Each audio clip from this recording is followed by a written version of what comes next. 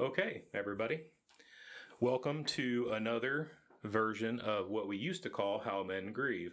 Over this last 2.5 months, since we've been going through our coronavirus pandemic, me and the masterminds have decided we're going to kind of rebrand our identity, and we're going to change it to We All Grieve, and real people, real life, and real stories. We felt that just kind of focusing on just what men go through was shortchanging our ability to talk to different people about real life and real stories and kind of the challenges that we all face. So, welcome to our inaugural episode of We All Grieve. And I had the pleasure of having my first guest in our rebrand, dun dun dun, Keith Rogers. Welcome, Keith. Hello, thanks for having me. Hey, appreciate you doing this. So, Keith is my nephew. He is my brother's son, Greg. And Keith has been challenged throughout his life with what some would call a disability. Keith, if you want to just maybe kind of talk us through what that is and what it's been called or whatever, the medical terminology and all that nonsense. Yeah, sure thing. So, I don't really have any offense to the type of words you use, and from what I see, a lot of people with my condition don't either. Which all that is low vision. People with low vision, they're very understanding about whatever words you want to use. A lot of times we don't use anything special. We just say low vision, visually impaired, something like that. We don't care if you use something else different. So, kind of dive into what low vision means, so people understand what that really is talking about. It doesn't really mean anything too fancy. It just means my vision's blurry. I don't see as much detail as anyone else. So, from I guess from the medical professional standpoint, you're considered legally blind then, is that correct? Without my glasses, yes, I'm legally blind. With my glasses, I believe they refer to me as visually impaired. Okay, I understand. So what's your earliest memory, I guess, of so you've had this since birth, right? Right. Okay, and so for you, this has been normal. It's been nothing different. This is what you've always had. Right, this is life for me. Right, this is life. And at what age do you think you felt like you started noticing that maybe you were a little bit different from some other people?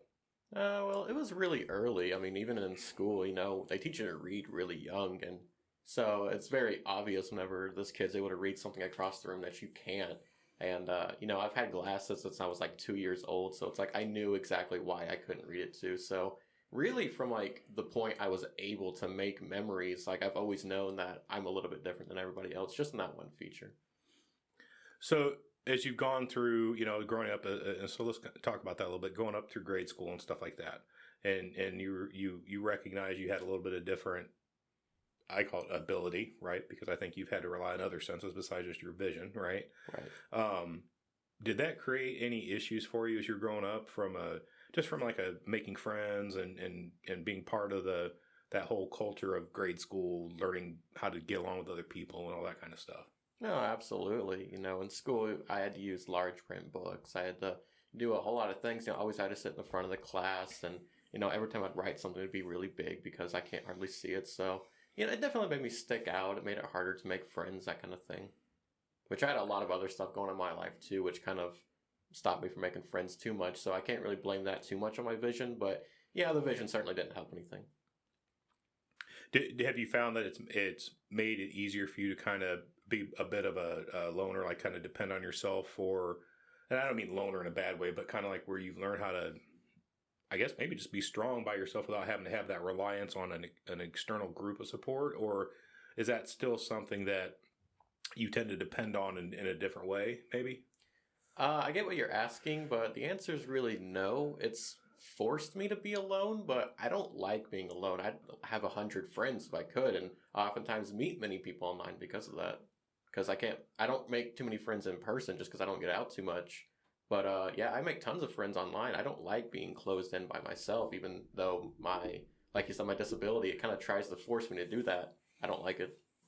So let's kind of talk about that, because you and I were talking upstairs at the kitchen when we were having breakfast, and we were kind of talking about some of your everyday challenges that people without that low vision disability don't even begin to understand. So can you kind of walk us through what some of those, just some basic things that you find challenging that other people take for granted? Yeah, the absolute biggest thing is that I can't drive.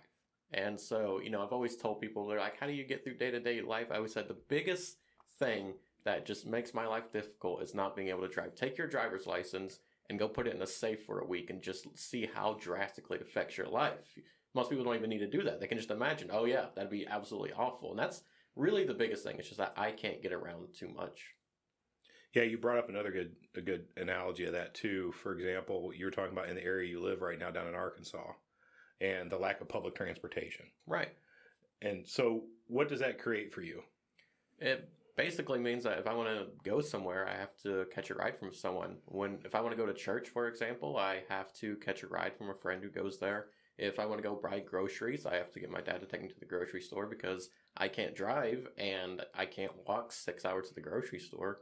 I mean, even actually, I was looking at the maps just the other day, just out of curiosity, and to get to the grocery store, I mean, you got to cross over highways. It's not even possible to get there with like pedestrian traffic. So it's really cars or nothing. And so I can't drive. So that means it's nothing.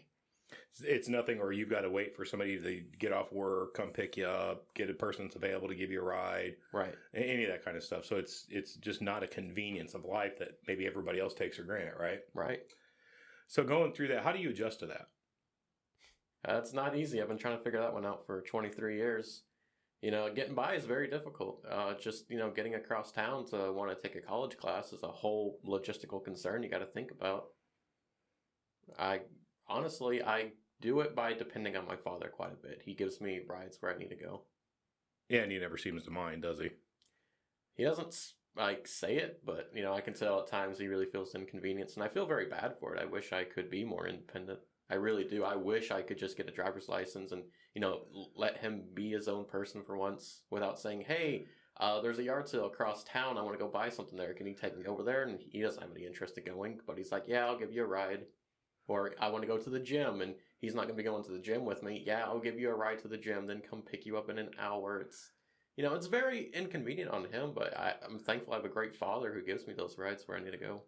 Yeah, I think the inconvenience to him, and I was telling you this earlier. We just come off of this lockdown that the government imposed on us for our health, and a lot of us were starting to lose our minds. It's been 2.5 months, right? 10 Right. weeks, right around there. And, we can't go to the bar. We can't go to the restaurant. We can't, do what we normally get accustomed to every day. And we only had to do that for 2.5 months, right? But this is what you live with every single day. This is your life. You can't just pick up and go. Right. And so that's got to take an incredible amount of strength to be able to get through every single day, knowing those challenges. Where did you find that strength, Keith? Where does that come from? Gotta give it all to God.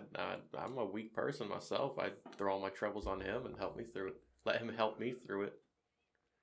But it's like I said, I don't want to do this. I'm not an introvert who loves staying inside. It's just what my disability is trying to force upon me. And do you think that comes from people's lack of understanding? I'm afraid I don't understand what you're asking. So what I'm getting at, so when somebody first meets you and then they realize maybe that you have some sort of visual impairment. Right. Do you think because of that visual impairment, it changes the way that they view you? They don't view you as like a normal person that they can just get to know and become friends with and all that? Or do they think they view you as somebody that's, oh, I feel so bad and all that sympathy and all that kind of stuff, but they don't really want to treat you like they would treat everybody else? Oh, absolutely. I mean, I don't want to complain too much about my life because there's people who have it far worse than me. But, when people do find out you're visually impaired, you get that same thing that everybody gets of, "Oh, I feel so sorry for you. Your life must be difficult. Here, let me try to help you with everything." And it's cliche, but it's so true that people with disabilities like myself just want to be treated normal. And it's oftentimes very hard to do that, though, because people think you're not able to do anything on your own. They think because of that, you're not as capable. Right. With big stuff and little stuff. I mean, like, a big stuff might be, I want to go get a job with someone, but they don't feel that I'm capable of working in this kind of environment, so they'll make up any excuse they can not to hire me. And that's technically illegal, but good luck ever proving that it was because of your vision. And then it's also like the little stuff. Like, for example, if I tell someone that I have an interest in firearms, they're extremely puzzled. How on earth do you get involved with firearms? And, I got to show them examples of, like, people who live in my state. Like, I know a guy who is completely blind, doesn't see a thing, and he owns an entire gun store. That's his line of work. But people just assume that, there's tons of things that visually impaired people can't do. And like like I just said, I want to be treated like a normal person, but it's very hard to get that done. Yeah, and I can see that because human nature is, in a way, kind of cruel. Well, not in a way, it is cruel sometimes, right? The inability to treat people equally because they may be a little bit different than you, right? And whether anybody likes it or not, it's human nature. That's what we do. Right. You know, after your cousin died, Nicholas, my son, when he died, people viewed me in an entirely different way. I became that tragedy, right? That sad story. But there's a whole big bunch of life out there that's still going on outside of that, and you don't want this to define all of that, right? Right. And it's very difficult because people don't listen. They can't, like you said, and I laughed at that, but how can you shoot a gun? You have bad eyesight. Right. Well, I do, right? It's okay to have that interest. Even with my impairment, I still can do that, right? It doesn't limit my ability to do things. I may do it differently, but it doesn't limit my ability. It's just that people make assumptions about you, and then no one ever likes to admit they're wrong. So even whenever you're like try to, show them very blatant evidence, hey, your assumptions that you made about me aren't correct, it just never processes in their mind like, wait a minute, that's not who you are. Wait a minute. You mean you are emotionally recovering after you lost your loved one? This isn't just define who you are? That can't be right. Hang on. Are you sure that you're saying what I think you're saying? They can't process it in their minds that the assumptions they made about you are wrong. Have you ever? So that's a great point, and I know you go through that every single day. I know Absolutely. you do. Do you ever? And I laugh at this now because it's kind of comical. But do you ever think has anybody ever come up and say, "Well, what you need to do"? Absolutely. I cannot tell you how many times people have told me stuff like, oh, well, if you got good pair of glasses, you wouldn't be visually impaired anymore. As if after 23 years, I've never heard about the idea of glasses. I got to ask you, have you ever just looked at somebody and said, I don't see very well, but right now I know you look like an idiot? I say it all the time. Listen, even I can see you're being pretty dumb right now. That's awesome. I love it. Yeah, I thought, when we first met, you were pretty young, but I never gave it a second thought. You're my nephew. You're just as capable as anybody. You were always out there playing with the kids and doing your thing. I mean, your dad and mom told me about it, but I'm like, well, whatever.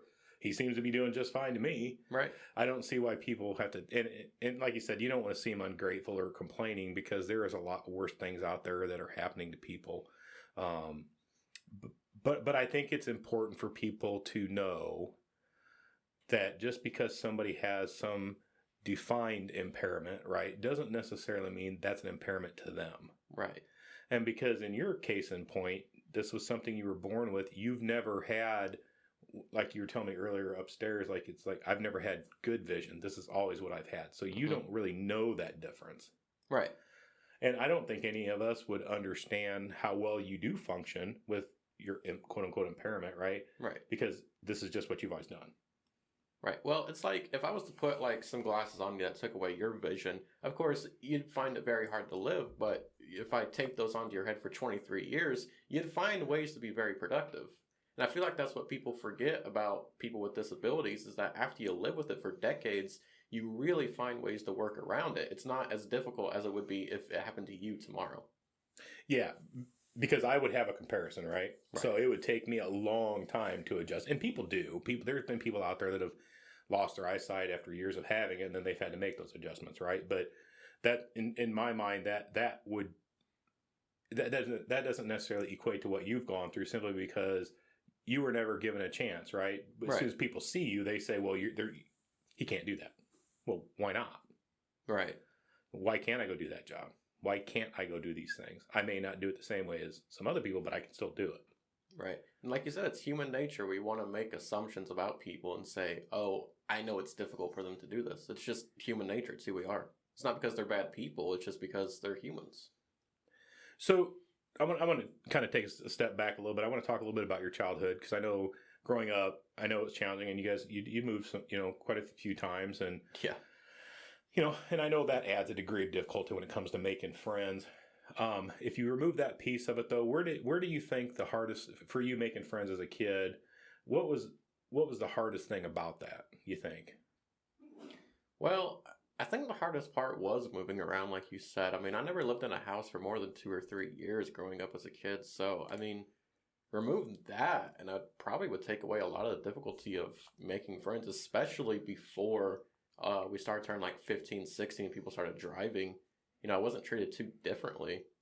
Not too much, anyways. It wasn't too hard to make friends. When you guys, so you guys settled in Arkansas for quite a while, then I think that's where you finished up high school, is that right? Yeah, I spent about half my life in various cities in Arkansas. Yeah. So talk us through, if you want to, if you feel comfortable. You had one incident that I remember that your dad had the video of a particular person that decided they wanted to try to make you their victim. Do you have any opinion of maybe where that came from? Uh, If you even want to talk about it, if you don't, we can move on. I don't care, but you know what I'm talking about, right? yeah, that was a whole ordeal. Not really related to my vision too much. So that was more of like a personality thing. Just didn't like each other. Yeah, just a personality thing, really. Personally, I think the guy was a dick, but whatever. Well, I mean, it was high school. Most people are pretty mean in high school. Well, that's true. We all look back at our high school years and think, man, what was I doing? Why did I do that? Why? Oh, trust me, I did plenty of stupid shit in high school. So, and we all know those stories. I'm not going to get into them on here, but Yeah, we did. Me too. I was no angel in high school. It's not like I didn't have it coming. Oh, I don't know. I kind of argue that point. I don't think you had that coming. I think that kid went over a little too overboard on that. But anyway, so you really don't have any like animosity over it now. You just figured that was us being stupid in high school. Move on. It's all good and well. We were just dumb teenagers at the time. Have you ever talked to that person after that again?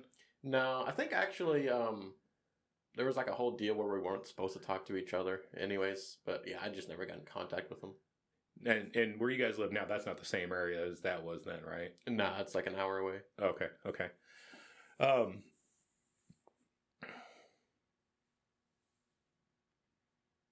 So I know I keep trying to drag questions out of you. That's fine. I mean, it's just, I'm trying to give people an understanding of like what your challenges are day to day, and not just because of the impairment, but because of some people's overall views on people with disabilities, right? Right. And the prejudices, whether we like it or not, that come along with that. In your day to day life, can you tell right off the bat when you meet somebody that they automatically treat you different when they see that you may have a disability? It's really not too hard because they'll blatantly tell you, like, oh, hey, be careful about that. Hey, if you need help, just let me know. And watch out for this over here. Oh, be careful about this. They just kind of go overboard with it. But, like, if someone's keeping all their words to themselves, no, I don't really see then. It takes quite a while to know someone. But usually by the time I get to know someone, they realize, oh, he's not as useless as I thought he was, so... That's a big word. You said useless. Well, a lot of people kind of assume it. They just hear you're visually impaired and they think you can't do anything on your own. Wow. It's hard because you have to convince people, no, like I really can like go cook in a kitchen. I really can like write stuff on a paper because I'm nearsighted. I just have to hold it close. And a lot of people, they just can't see that. No pun intended. That's actually pretty good. Again, literally, they're a little. Sounds like to me, then people they're a little more blind than you are, right? Yeah, I might have worse vision physically, but some people have worse vision emotionally. Yeah, that's sad. That's really sad. Because if you look at you, you just look like a normal kid wearing glasses. Right. It's not like you have this big stigma that says, "Oh my God, look at him! You can tell he's blind." And you're not even legally blind, but I mean, he's got low vision. Oh my God, look, he looks so different because you don't. Right. You look like a normal kid with glasses. And that's kind of like the other end of the other extreme too, is that people expect you to do everything the same when sometimes you're not able to. Like, well, why do you have to sit so close in a classroom to look at a screen? Can't you just read it from the back? Obviously, no, I can't. Why can't you go get a job?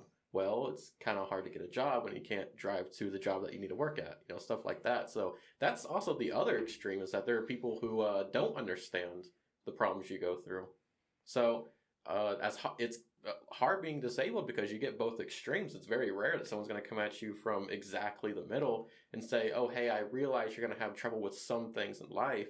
Just tell me what those are and I'll try to help you with it, but I'll treat you normal in every other aspect. That's exceedingly rare. So I was going to ask you that, how often does that actually happen? Honestly, unless someone is like actually trained to do that, or they've dealt with someone with disabilities in the past, it never happens. So do you even have can you remember the last time that's happened in your life? Yeah, last time that would have happened was when I was in college and I was working with the person who helps out disabled students. They basically did exactly that. They said, you know, what specific problems do you need done? Let us know. We'll help it get done. And that was it. They never like assumed I couldn't do anything. And they never expected me to do anything I couldn't. It was exactly like I said, the golden zone of where you want to be. So they said, if you need our help, come get us. Otherwise, Right. here you go. If you need our help, we'll do absolutely everything we can to help you. But other than that, we're not expecting you to do anything. Wow. How'd Yeah. that make you feel? That was extremely helpful. You know, it's like I have color blindness, so it's like if a teacher wrote on a board with a green marker, I could either talk to that teacher or I could go talk to the disability personnel, and they'd be like, "Oh yeah, we'll get some black markers for that teacher," or something like that. It was very helpful. It was very nice to have that. It's very welcome whenever people do treat you like that. It's just such a shame that it's very rare. People want to take one extreme or the other, assume you're worthless or not worthless, assume you're unable to do stuff, or assume that you're able to do everything and you're just choosing not to do it. Yeah. So in your opinion, what side of that do you see more frequently than the other? More frequently, people are trying to be nice, and so they'll assume that you can't do much, and they'll want to, help you do everything. It's not too common that people are pretty mean and just assuming that you're not doing things because you choose to do it, but it does happen. Especially, like you said, because people can't see I'm disabled. If I was in a wheelchair and missing an arm, that would be pretty rare. No one would come up to me and say, "Why don't you have a job?" But being that, I have a healthy body from the neck down, I just have bad eyes, it's pretty common for people to just assume that, oh, you don't have a job just because, you have a bad work ethic. So, Yeah, that's something. yeah. I was wondering about that because some people look at you and say, "Well, he's just lazy. He's taking advantage of that. There's nothing wrong with him." Yeah. And I mean, I've told this to everyone who said that. I don't get paid much from the government. I'm barely sustaining. It's like, I would love to have a job. If anyone knows of how I can have a job, let me know. I will come work for you. But it's hard finding work. Well, and to your point, so do you think your number one challenge is basically just the transportation to get there? More or less. But then also I would have to have a job that I could do. Obviously, if I had to read something on a board, like far away, I couldn't do that. I'm nearsighted. I have bad visual acuity. On top of that, like you said, I can't drive to work, which means I also can't get a job that requires me to drive. So, what kind of jobs have you done in the past, Keith? I haven't really tried too many. I know I tried working at Walmart for a while. I was stocking their shelves, but I couldn't read the tags where you had to sort everything without getting really close and taking time to read it. So I just didn't work too fast. I ended up had to stop that job because I had to go take care of my mom who was really sick too. But I really wasn't able to do that job. Did they give you a hard time when it took you a little bit longer because of your challenges that you had to do? Like you said, you had to get a little bit closer and see the tag, so it took you a little extra time. Were they understanding, or did they give you kind of a rough time about that? Walmart, just a little bit, kind of gave me a rough time with not going too fast. But to their absolute credit, they were willing to work with me and like put me into another position that I could work. But like I said, I had to leave that job primarily to go take care of mom at that point. But basically, I wasn't able to do that job that they were having me doing. They were constantly saying like, "You're not going fast enough. You're not keeping a good enough pace." And like I said, they would have like worked with me and said, "Hey, you're not able to be a stalker. Let's put you somewhere else that you can be." But basically, no. Like I wasn't able to do that job. I wasn't keeping pace good enough. Yeah, and I can see that being a challenge. Like I said, you're nearsighted, so you have to be able to get close enough to be able to read something. And that is going to slow you down, right? Right. And so it's like setting that reasonable pace. But I can see them working with you and putting you in a position that you would be successful in, that wouldn't maybe cause that kind of a challenge. Even though I would say, does it really matter how fast you stock a shelf? That's just my personal opinion. But I mean, 50 boxes a minute, no slower. Seriously? Seriously. Or not 50 boxes a minute, 50 boxes an hour. My bad. Yeah, that's how fast it was. You had to go. So it was like almost 1 box a minute. And so what was your pace that you were keeping up with? Probably a little bit slower than that, like 40 boxes an hour. It wasn't that much slower, but like I was going slower than they wanted me to. Because you got to keep in mind too, 50 boxes an hour is their minimum pace that they want you to go. And so I wasn't meeting the minimum. And they were pretty understanding because I hadn't worked there for too long. So they were saying like, don't worry, you'll get faster as you go along. But I knew, it's like, because I can't see the tags, I got to get really close to everything. But like I said too, Walmart would have absolutely worked with me. They were offering to put me in other positions and stuff. So nothing bad to say about Walmart at all. They're a great company. No, I don't think. I'm thinking out loud when I say it. I'm like, to me, it would just be reasonable to say, okay, well, that's your pace and that's the pace you're going to work at, and it's okay. I mean, I don't see why that 10 boxes a minute is going to make or break somebody's, ability to shop at the store. But, I get that the fact that they are a very, very large company, that I'm sure they have to have some sort of standards, or people will take advantage of that, right? But right. I think there can be some concessions made along the way. I do them at work as well. I make concessions for people for certain various different reasons. I mean, you do have to look at people on an individual basis, not just as a, statistical, this is what you guys have to do, right? I mean, I think it's easy to forget the human component of things at times. Right. But like you said, they were willing to work with you, so at least there was that they weren't just shutting you out because of that. At least you didn't get that feeling, which is good. And that kind of reminds me, too, like you said, you work with certain people who need certain accommodations made. It does remind me, though, that people with disabilities are just people. You're going to find people with disabilities who do have bad work ethics, who really just don't want to get a job. They're not, angels just because they have a disability. They're people just like anyone else. There's good and bad apples in the disabled community. Do you think they ought to just quit stereotyping people with disabilities? I don't know. I had an English teacher tell me at one point that stereotypes are a good thing. They help you get an idea about someone before you meet them. I don't think stereotypes in general are bad. I just think people use them incorrectly. They apply a stereotype to someone, and like I said, they don't want to be wrong. So even if you very blatantly explain to them that's not how it is with me, they, just don't believe it. They just don't listen. Right. They just don't listen. This is what I believe, and this is it. But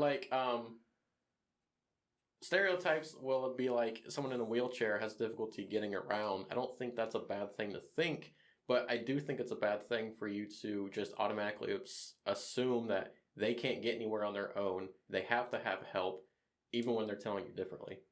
So, just basically just ask.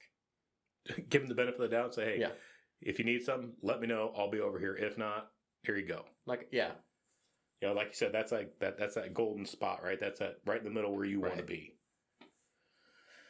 Wow. Any other questions?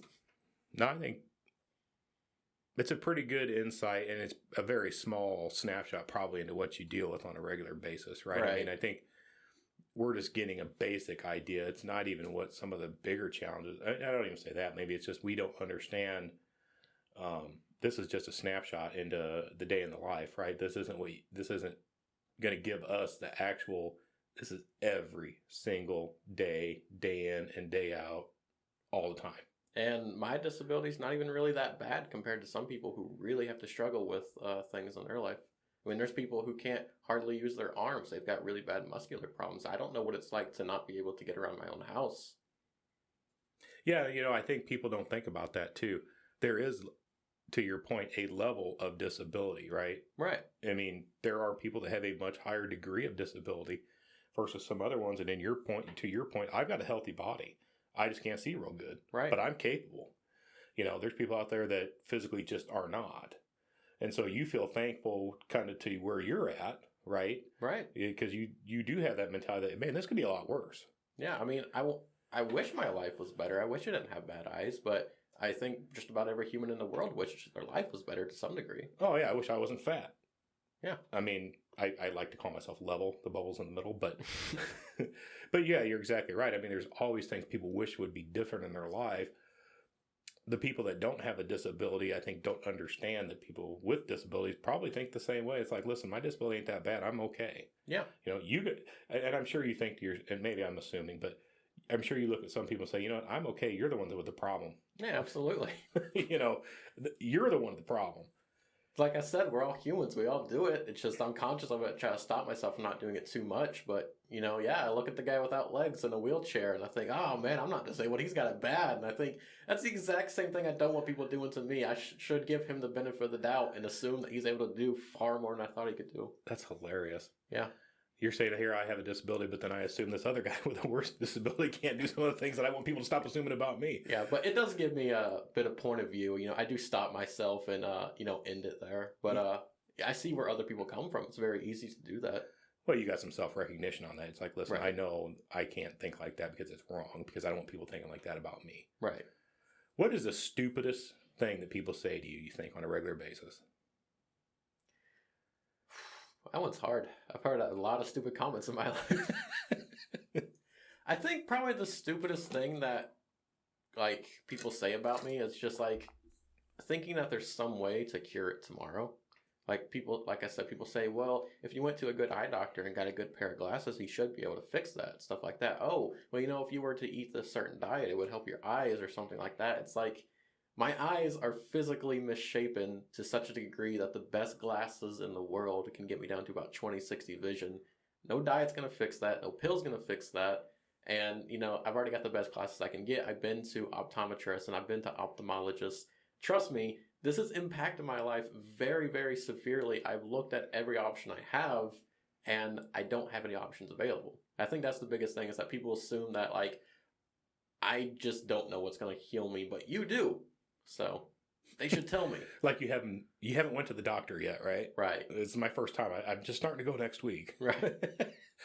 Do you know? So I was going to ask you that. What is actually causing your condition? So you made a mention that your eyes are physically misshapen. So is it your cornea? What is it that's misshapen that causes this issue for you? So most people's eyes are shaped like a golf ball. It's perfectly round. Okay. Mine's shaped like a football. But my no wait, I jumped ahead of myself there. My eyes are shaped like a football, which makes the lens on the front of my eye curved differently. And so it doesn't hit my retina the way it's supposed to. Because my retina is expecting normal light, but the lenses in the front of my eye are misshapen.